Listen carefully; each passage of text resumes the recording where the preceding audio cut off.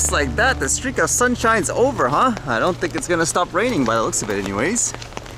And what's going on today? I guess this story just keeps on going. It relates to that one where the police in Hamilton were using drones and they were being criticized because of it.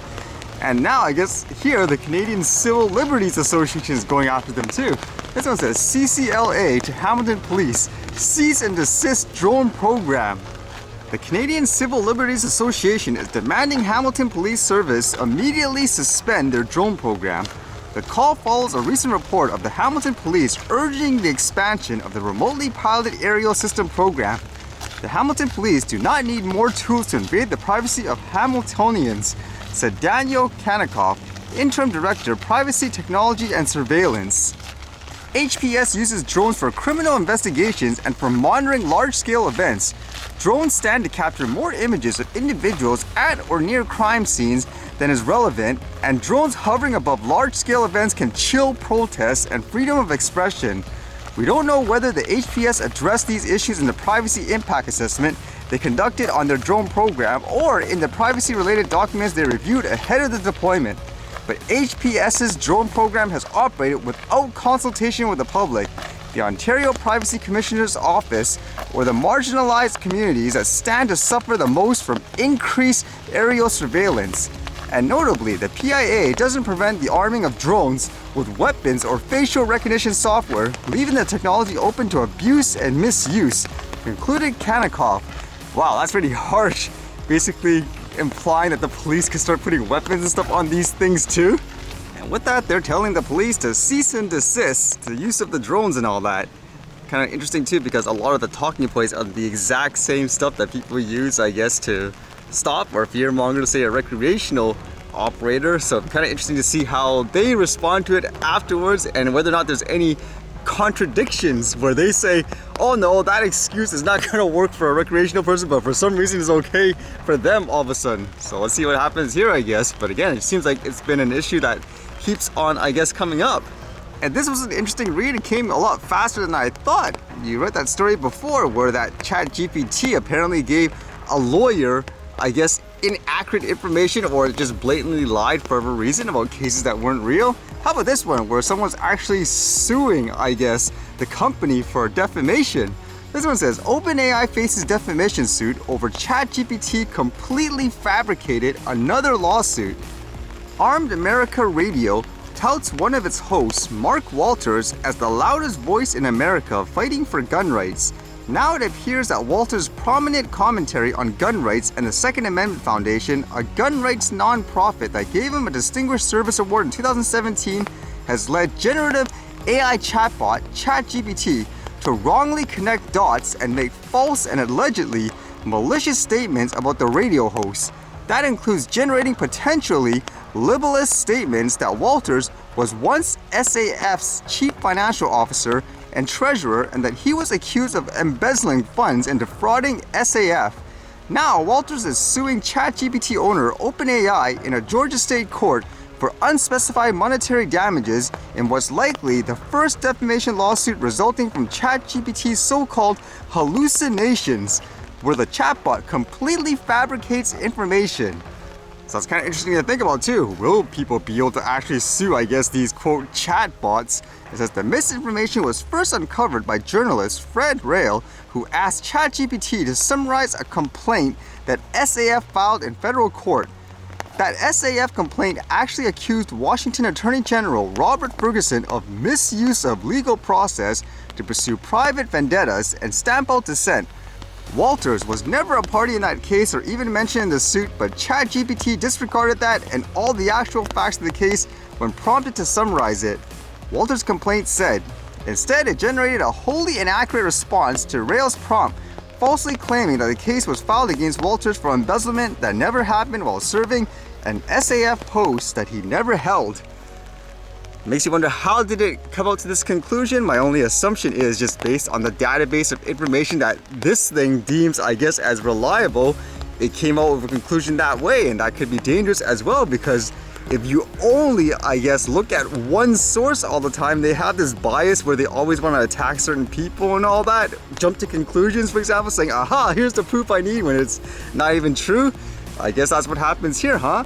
Although in terms of the person's lawsuit, apparently there's going to be difficulties in doing it because you have to go through all this process, prove you were like hurt or whatever financially and all that. But it's kind of interesting to see how fast, I guess, these types of cases came up already.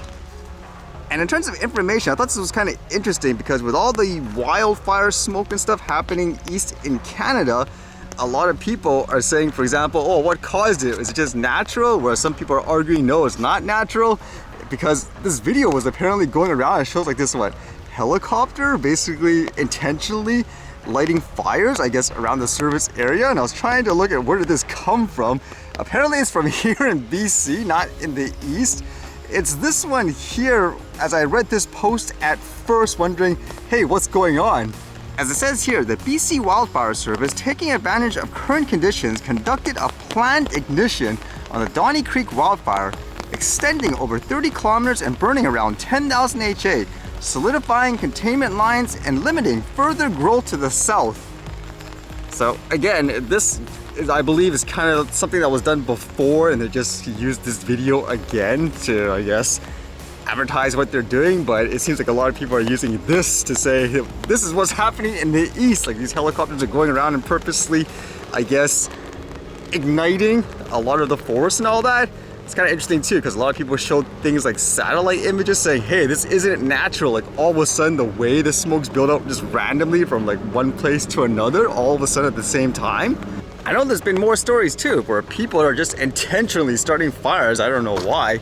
Although if you're trying to use this as a way to show, for example, that's the case for sure 100%, you can't really do that because again, it seems to be old, I guess, archive footage. Although I'm surprised environmentalists aren't going all out in terms of condemning this, like purposely burning forest areas and stuff like that. I would imagine it's, for example, sometimes people want to clear the area to build stuff, or maybe it's to control like a fire from spreading too. Would that be the case as well?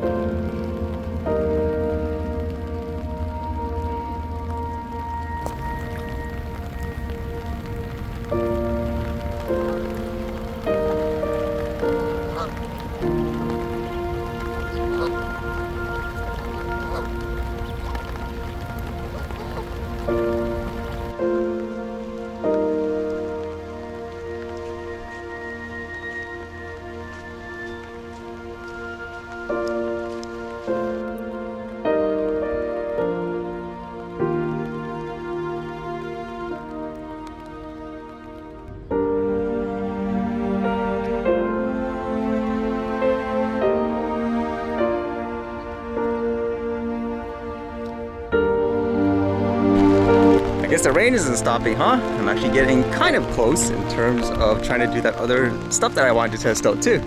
But what to test for the archive for the drone?